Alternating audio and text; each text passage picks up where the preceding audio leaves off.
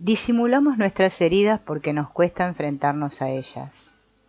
Desfilan ante nosotros con emotividad y crudeza, y hacen hincapié en hechos del pasado que nos dolieron y resultan perjudiciales para nosotros. Es más fácil seguir viviendo como de costumbre que desplazarnos a ese lugar en concreto.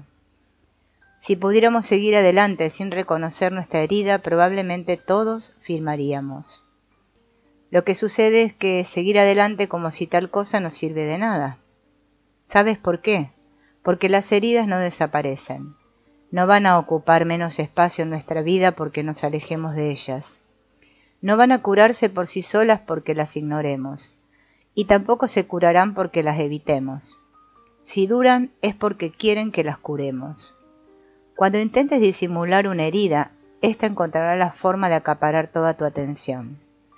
De hecho, lleva tanto tiempo intentando hacerlo de maneras tan diversas que es posible que ni siquiera te hayas dado cuenta. De hecho, es posible que una herida estuviera intentando acaparar tu atención la semana o el mes pasado y tú ni siquiera fueras capaz de entender dónde debías empezar a buscar. Quizá eres consciente de que sin querer te conviertes en tu madre cuando criticas a tu pareja igual que ella criticaba a tu padre, o cuando estallas con tu pareja igual que tus padres cuando se peleaban. O quizá tienes tanto miedo de repetir los patrones de tus padres que haces todo cuanto está en tu poder para no ser como ellos. Es una buena forma de estimularte para superar determinadas situaciones. Pero recurriendo a este estímulo, en el fondo estás impulsando tus decisiones motivado por el miedo.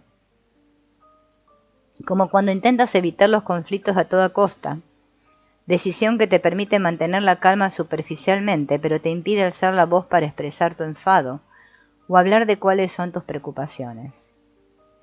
Es probable que ya hayas sido testigo de estos comportamientos con tus amistades, compañeros de trabajo, tu pareja. Estas conductas, tanto si son conscientes como inconscientes, son las que mejor nos indican cuando una herida de origen está intentando llamar nuestra atención.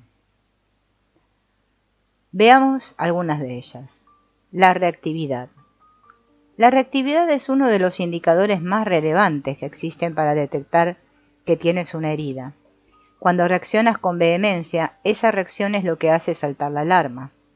Tu yo interior sabe que te está pasando algo y la reactividad es lo que te permite ver que lo que está pasando te desagrada profundamente, que te sientes incómodo o amenazado o que estás en peligro. A veces la reactividad se da porque en el fondo vislumbras algo que te resulta muy familiar. Imaginemos que a tu pareja le ha dado por consultar el teléfono mientras le estás contando que te has sentido muy vulnerable y tú estallas. Su actitud distraída te ha recordado a la de tu padre, que nunca consideró que fueras alguien importante en su vida cuando eras pequeña. Una amiga cancela por tercera vez los planes que tenías para salir y tú descargas en ella tu mal humor. La falta de consideración que demuestra tener contigo te ha recordado a tu madre, que siempre te prometía cosas que nunca cumplía. Nos ha pasado a todos. Y la lista sigue y sigue. ¿Pero por qué reaccionamos con tanta vehemencia?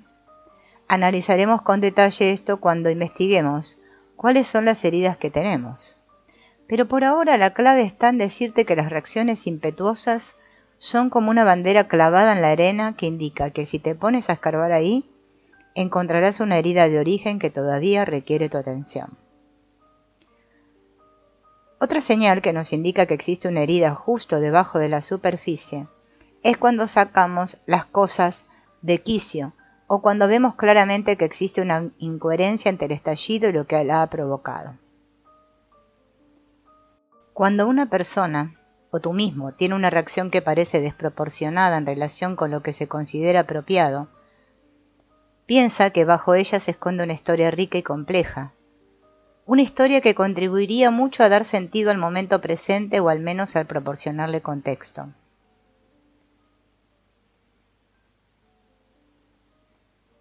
Otro modo de revelar una herida disimulada o a la que todavía no hemos puesto nombre es establecer conductas o decidir reiteradamente cosas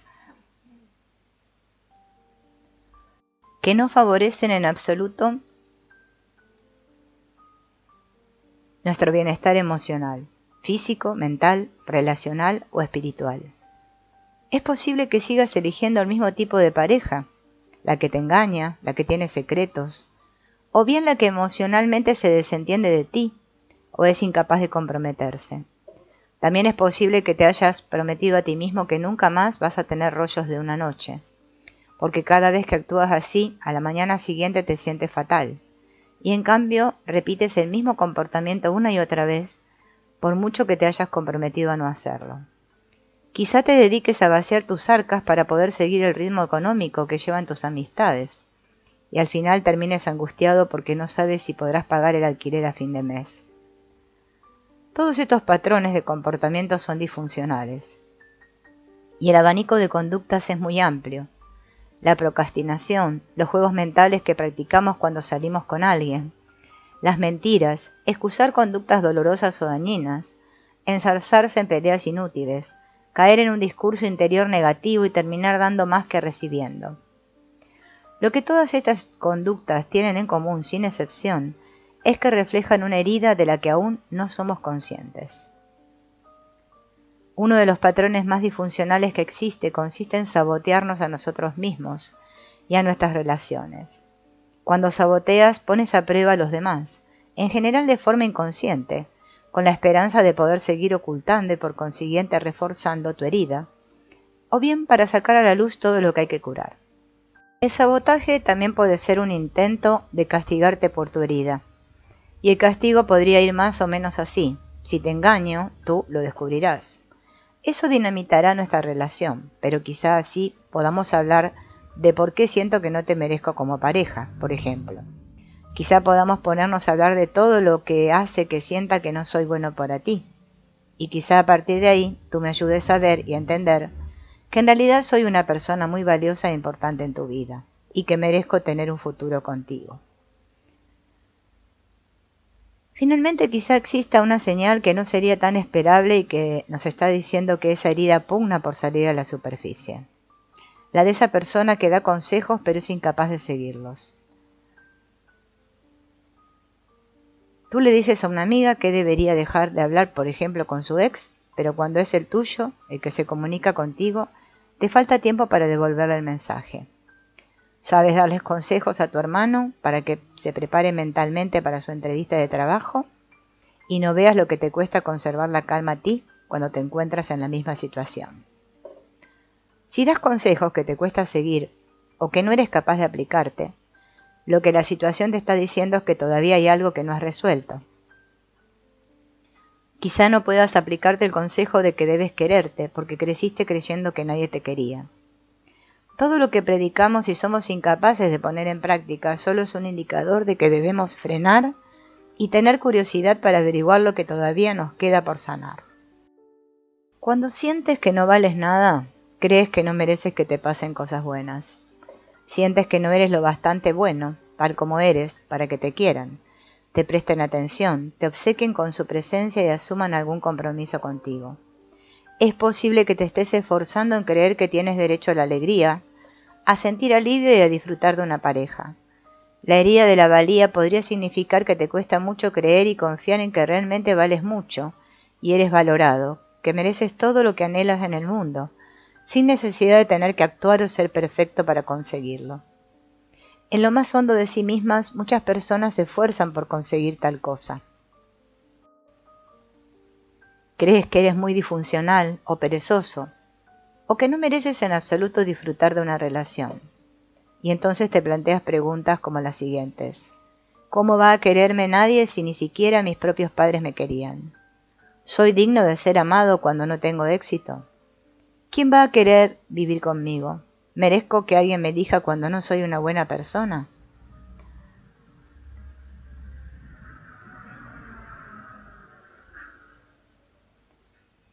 No valgo nada porque, y en este punto las respuestas parecen inacabables, pero ¿qué me dirías si te cuento que partes de una premisa falsa? ¿Qué me dirías si te cuento que vales mucho y que mereces que te pasen cosas buenas?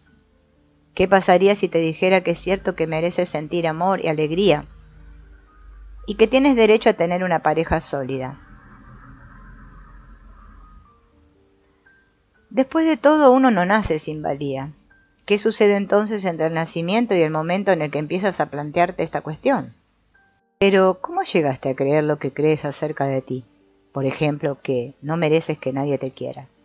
¿De dónde surgió esa historia? ¿Quién te la metió en la cabeza para empezar? ¿Y cómo terminaste creyendo que no valías nada? Como sucede con todas nuestras heridas, la respuesta es más simple de lo que puede parecer. Existe una historia de origen que te convence de que eres así. No valgo nada porque todos sufrimos de alguna que otra herida relacionada con nuestra valía, o al menos de que es posible que nuestra valía haya quedado en entredicho alguna vez. ¿En qué momento surge esa historia que te hace creer que no eres digna de que te amen, te elijan y te quieran? ¿De que tengas siempre a alguien cerca de ti o de que no eres lo bastante buena? ¿Recuerdas las palabras o las frases en concreto que te dijeron? ¿Recuerdas tus actos? ¿Recuerdas lo que sentiste al comprender que el amor era condicional a la historia a la que tuviste que enfrentarte cuando fuiste abandonada? Pero te preguntaste, ¿de dónde procede la herida que te está diciendo que no vales nada? Como diría el psiquiatra y psicoanalista suizo Carl Jung, hasta que el inconsciente no devenga consciente, gobernará tu vida y a eso lo llamarás destino. Eres tú quien debe ahondar y empezar a contemplar la infancia con mayor claridad. Los padres que no estuvieron disponibles para sus hijos, que demostraron amarlos solo bajo ciertas condiciones, o que fueron hipercríticos con ellos, contribuyeron significativamente a darles la sensación de que no valían nada. ¿Alguno de tus padres o alguna otra persona significativa en tu vida cumple con alguno de estos rasgos? No estoy disponible.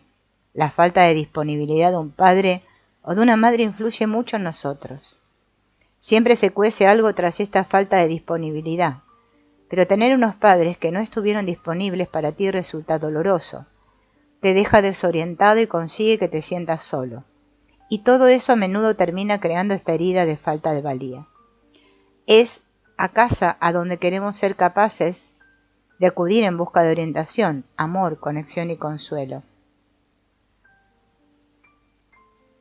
Claro, creer que vales mucho es un trabajo interno, pero cuando somos niños, nuestra valía está ligada a la forma en que nos tratan los adultos, a cómo nos hablan. El hogar es el primer sitio donde aprendemos si somos importantes, si valemos o si somos dignos de ello. La familia de origen es crucial para establecer y preservar la valía de los niños, y las relaciones familiares desempeñan un papel central para modelar el bienestar de los niños a lo largo de toda la vida. No estar disponible puede adoptar forma de incoherencia o de ausencia, o en el caso más extremo, de abandono. La incoherencia es una de las formas más habituales de no estar disponible. Piensa en esos padres que envían mensajes contradictorios. Un día son grandes admiradores tuyos que se prestan a ayudarte con los deberes y otro día te critican porque no eres capaz de resolver un ejercicio tú solo. O también tenemos a esos otros padres que cuando cometes un error o haces algo que les desagrada, a veces te hablan con amabilidad y cariño, pero otras se muestran críticos y mezquinos y además te castigan. Si el padre o la madre, y aquí hablamos sobre todo de la madre, es incoherente en el momento de alabar, de reconocer los aciertos y de expresar el amor que siente por su hijo, el niño o la niña en cuestión puede llegar a crecer con muy poca autoestima y mostrar una mayor vulnerabilidad ante la contingencia de padecer una depresión. Es posible que sintieras que alguno de tus progenitores fue incoherente contigo. Sí, no sabías con qué versión de tu padre o de tu madre quedarte.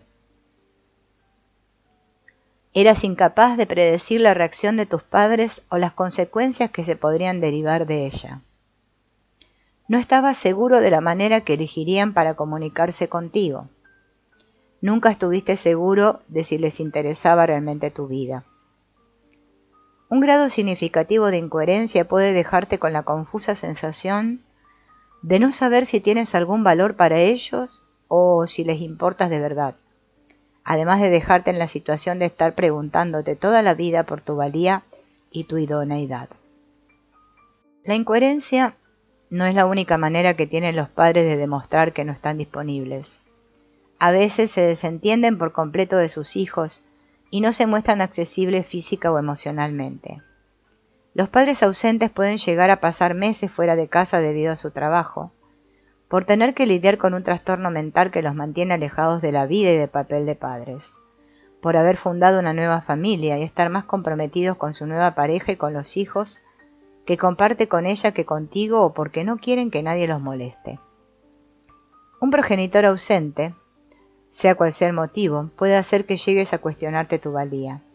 Es cierto que los motivos por los que los padres se muestran ausentes podría darte algo de contexto. Pero trata de ponerte en la piel de un niño. La mayoría no son lo bastante maduros emocionalmente para comprender los motivos que explicarían la ausencia o las limitaciones de sus progenitores. Y lo que tienden a hacer es a tomárselo todo de manera personal, sobre todo cuando carecen de una explicación alternativa que tenga sentido para ellos. Comencemos a involucrarnos en el proceso. ¿Puedes repasar tu infancia y ver si tus padres se mostraban inaccesibles de alguna manera? ¿Qué notas cuando piensas que esa incoherencia o esa ausencia por su parte, que ese abandono sucedió en realidad? Vamos a hacer un ejercicio juntos. La persona que se mostró inaccesible conmigo en mi infancia fue completa con la persona que fue. Su manera de mostrarte inaccesible fue recurriendo a la incoherencia, el ausentismo, el abandono. Y lo que yo recuerdo de esa experiencia es que completa. Bien, ya estás empezando a involucrarte. Quizás su falta de disponibilidad no sea lo único que recuerdes. Hay muchas maneras en que los padres pueden llegar a hurgar en la herida de la valía de sus hijos. El amor puede ser incondicional, pero las relaciones tienen que cumplir determinadas condiciones, y esto se aplica a las relaciones de pareja, a las familiares entre adultos y a la amistad. Pero para los niños, el amor incondicional es especialmente importante, sobre todo cuando empiezan a tener las primeras experiencias que les ofrece el mundo. El amor incondicional es capaz de distinguir entre los niños y su conducta, y les está diciendo que no pasa nada si se equivocan, que les está permitido meter la pata y que pueden llegar a decepcionar a los demás, sin que queden en entredicho el amor que estos sienten por ellos ni por su propia valía. Negar el amor, la comunicación o el perdón a un niño, como formas de castigo, puede ser una de las experiencias más dolorosas y turbadoras psicológicamente para una criatura. Los niños necesitan escuchar, te quiero y estoy disponible para ti. Decir eso es dar seguridad. Te quiero y me importas mucho. Te quiero y no iré a ninguna parte sin ti. Te quiero y puedes sentirte a salvo. Te quiero y te perdono. Hagas lo que hagas, este amor no va a desaparecer, aunque tus actos tengan consecuencias, porque yo te quiero. Pregúntate, ¿qué condiciones estableció tu familia para poder manifestar amor? ¿Qué condiciones debías satisfacer para sentirte unida a ellos o para sentir que estaban presentes? ¿Qué condiciones tuviste que satisfacer para ser respetada y valorada por tu familia? El amor condicional nos despoja del respeto y la valía que debemos sentir por nosotros como individuos. Los comentarios críticos pueden llegar a ser igual de demoledores o aún más. Para determinadas personas, la herida de origen que afecta a su valía no deja lugar a dudas. En lugar de manifestar que no están disponibles o de imponer condiciones a su amor, hay padres que, por decirlo burda y llanamente, les dicen explícitamente a sus hijos que no valen nada, que nunca llegarán a hacer nada bien, que son un fracaso absoluto y que no deberían haber nacido, o que son unos inútiles y los seres humanos más patéticos que pueda uno encontrar sobre la faz de la tierra. Eso es maltrato y punto. Estas palabras son lacerantes y resultan dolorosas y profundamente dañinas. A veces esto sucede de forma reiterada y el daño se ocasiona de distintas maneras. A veces sucede durante un estallido de rabia, durante el cual se dicen cosas que no se pueden olvidar. A veces esto se perpetúa mediante la vergüenza y la crítica. ¿Cómo nos hablan nuestros padres? Las palabras que usan con nosotros nos dicen muchas cosas sobre ellos. Pero a los pequeños esas palabras les sirven para decirse cosas sobre sí mismos. Cuando echas la vista atrás y te remontas a tu infancia, ¿recuerdas qué palabras que te decían tus padres se te quedaron grabadas? Esas palabras viajan con nosotros y es importante que reconozcamos su influencia. La persona que nos dijo las palabras que más daño nos hicieron de pequeños fue completa.